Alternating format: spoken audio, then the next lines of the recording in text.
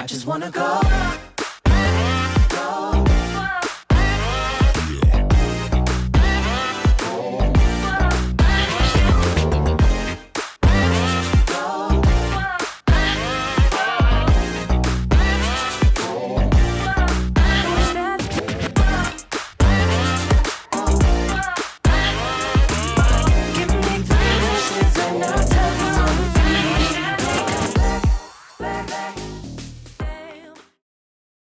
I'm James. I'm Rakea. And we are Poison and the Cure. We are an R&B duo. From the UK. That's who we are. That's it. We're also married. We're also Christian. This is what I'm trying to say. Okay. We are absolute artists. So there was an interview recently with Will Smith where he said that before he used to look at himself like a movie star, but with that, the advancement of technology and the way things have just become so social media led, it's more now that he is a social media star that makes movies. So that's why we have decided that we want to start vlogging. Yeah, so we are singers, we are artists that are documenting our life so that you guys can get to know us a bit more, because, you know, like, social media is a massive thing and we're really bad at just taking pictures and posting it on. Yeah. Like, we've tried. We've been in this group now for how long, and we just can't do it. 5-second selfies, go like, to we the can't. gym. No. We can't do it. So, yeah. So we thought this would be a better way, like, to sit down and talk, or if we film bits, like when we're out or we're in studio, then we can just post that on YouTube or IGTV instead. And it's better. It's more interactive. Yeah. So yeah. Rather than just pointless pictures of us, because yeah. No, that was a bit does. Pictures of us, because yeah. That was a bit does. A lot of laughing, like you can see already, like a lot of silly things. As you probably watch our vlogs, you're gonna really just get to see how crazy Rakea is. And in terms of actual, like, content, I just yeah. That, and in terms of actual content, you'll see behind the scenes of our music videos, behind the scenes of being in studio, snapshots of our personal life. Like, for instance, last year, obviously we took a gap from music. We'll explain that in the other vlogs. in future vlogs, of, like, why that actually happened. So yeah, a bit of everything. 2020 is a good year, man. 2020 is a good year. So we definitely got a new EP dropping very, very soon. Possibly we might be dropping 2 EPs this year. We got 3 videos. Hopefully 3 music videos, yeah. We've already got a single out at the moment. So if you haven't got that, why are you watching this vlog? Go and get the song or listen to it. And just a lot more interaction. I think, like Rakea said, last year we had to take a break. So this year is kind of like making up for last year and doing more this year. So yeah, so 2020 will be more music, just generally more content from Poison and the Cure. So yeah. This question. 5 seconds. It reminds me of when I worked at Madame Tussauds and, like, the guests would randomly bump into me and be like, "Oh, I thought you were a statue," and I had to laugh and pretend like it was the first time I heard No, I'm not a statue. I move. If I slap you, you'll know I'm not a statue. But yeah, we always get that question: who is the poison and who is the cure? And what's our answer? It's dependent on the day. First of all, there is no poison and the cure. Yeah, neither of us are poisonous. But it depends on what day. Yeah. Or what moment in life. If Kay is hungry, mate, you better find some food. And if James real is just quick. his general self, then you can bet that, you know. Because We tried to think of some philosophical meaning behind it in the beginning, but the truth is, it was either Hammers or Daffodils or Poison and the Cure. we just liked it. Actually, we'll do a survey, yeah? Which name do you prefer? We're not going to change our name, so it doesn't really matter. But which name would you have preferred? Hammers and Daffodils or Poison and the Cure? We did almost change our name in 2000 and I think it was 18. 2018 to, like, just James and Rakea instead of. But no. Poison and the Cure sounds good. Yeah, it suits us. I think you don't know what to expect. And as time has gone on, we have found, like, meanings to the name as we've grown. Like, just in general life, everything has a bit of poison and everything has a bit of a cure. The same thing with music. And we'd like to think that our music has a bit of a cure. In the general love situation when it comes to music, it's not as positive as it used to be. So Yeah. Yeah. Okay, how many do we have? Two in it. yeah, Okay. or three. Two or three. Or one male, one female. Let's do that. Okay. Favorite female R&B artist? Then. Brandy. Mhm. Favorite male? Then. Oh, yes, I do. It's either Joe or Usher. Okay. Obviously these people are still active, but we mean like growing up kind of situation. So favorite R&B artist would have to be Beyonce. Growing up. Is it? Yeah, it would have to be Beyonce. And male,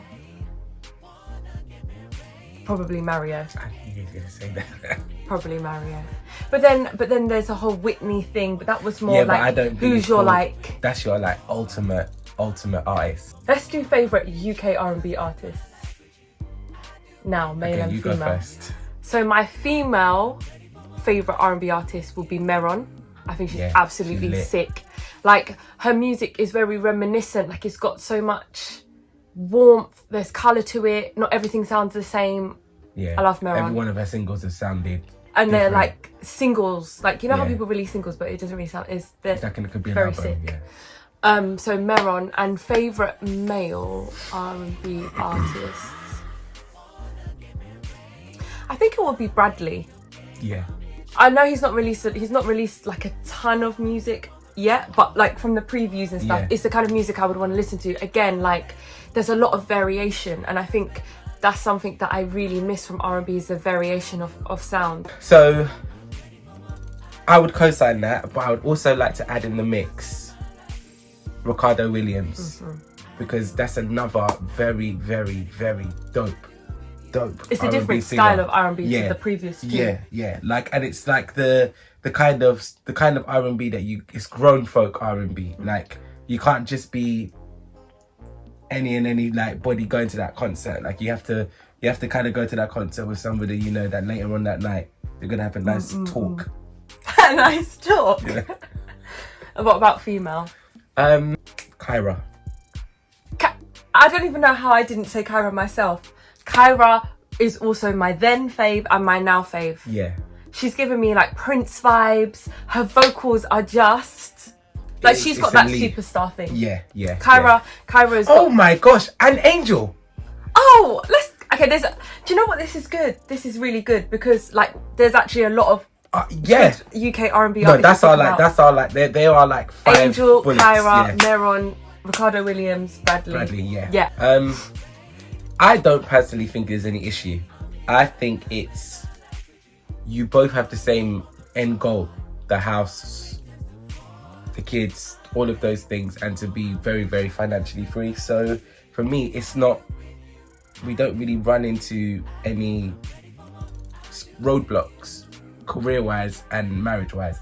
I think the balance is what I would probably say is maybe the most difficult thing, because sometimes, like for example, last night we was watching the film, but then in the midst of that you realize you've got to do a treatment, or you've got to write this out, you've got to send this email. So it's breaking that moment of date night. The only time we don't really do it is when we go cinema. Yeah, I think I definitely I would agree, like finding balance and making sure that you but then no, because I was a firm believer we need to have time where at 11 o'clock we stop talking about music, and James was like, okay, but at 11 o'clock we could be making movements towards the future that we want to have. And we genuinely do enjoy talking about our futures, and like it is intertwined, it's part of us, like our futures, our dreams, our goals, like it's all part of one thing. So my mindset has changed a little bit on that. massively. And because now we can be honest, I could be like, no, I don't want to, like now I can actually say, no, can we just watch a film? Like, but we'll be in mid-conversation though, so that's what's really nice, is that we'll be in mid-conversation. I'll be like, oh, yeah, but she'll be, okay, I don't want to talk about it anymore. He's like, okay, thank you. Right. Yeah, So, got to work on that. yeah. James said that mine is that I get cabin fever. Yeah. So if we are in a session and it's like an 8-hour session, by hour 6, I wouldn't even give myself to hour 6. Like- I would say like hour 4, halfway in. It's not even like I'm like that. I'm like on my phone, I start getting fidgety. like, and then she'll start doing things like this, and I'll be sitting there, and then, you know, Yeah, that's annoying. Kaya says that mine is if we've like finished a song, recorded it, mixed, mastered, it's basically ready or even out. And I will be like, I want to take it down. I want to take it down because I hear something. I think we can put these harmonies in there. Oh, it'd be amazing. I mean, that is a true professional, but honestly. But no, it's not even a professional. The amount of times he's like, let's take down Christmas Love. So if you go to Apple Music one don't be Christmas surprised and if it's not there. it's the most annoying thing when you like take work away and you release, and in that moment you listen to it and then you think, oh, I could have done that. So those of you who do not know, we own a performing arts school called Ready Set Stage, where we are basically gearing the next generation up to be part of the industry, whether it be TV, theatre, dance, film, and especially in like parents and families that don't have a massive income.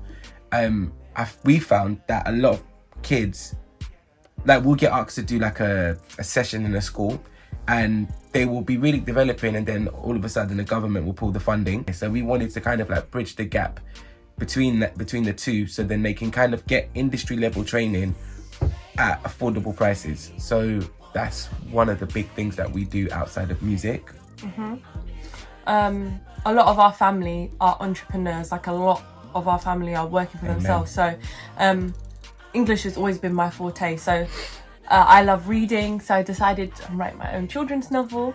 But I'm also helping my family with their endeavours. My sister-in-law is doing a cookbook, so I'm helping her with the writing side of that. My mum, I'm helping with something. I was about to give it away. No, we can't just skip over the book though. Like, I'm writing. She's written the first children's book. This is her second children's novel that she's writing. Netflix, holla, because Tyler Perry Studios, holla. Because you're gonna want this idea. But yeah, like, we have other skills, so why not use them? And it keeps your life fun. Like, you actually only get one life. If you want to write. If you want to do, all these celebrities are coming up with makeup lines, clothing lines, so why can't we do it as well? And a lot of people will say to you, don't do things, you can only focus on one thing, but that's how you get one income. But we are fortunate in our working, because we teach as well. So we teach, like, outside of Ready Set Stage, we teach for other companies, and we also sing for function bands at weddings, corporate functions, etc. So we are very, very lucky in saying that with our jobs that we can, like, wake up at 9 and work till like 2, and then work and then go and teach for like an hour or whatever. And I would encourage anybody that wants to do something like that, don't worry about the risks. As long as you're not going to be left hungry or homeless, go for it. When you hear, we've made some big sacrifices in order to be able to focus on what we want to do. Big, massive, huge. Coming soon. That's it.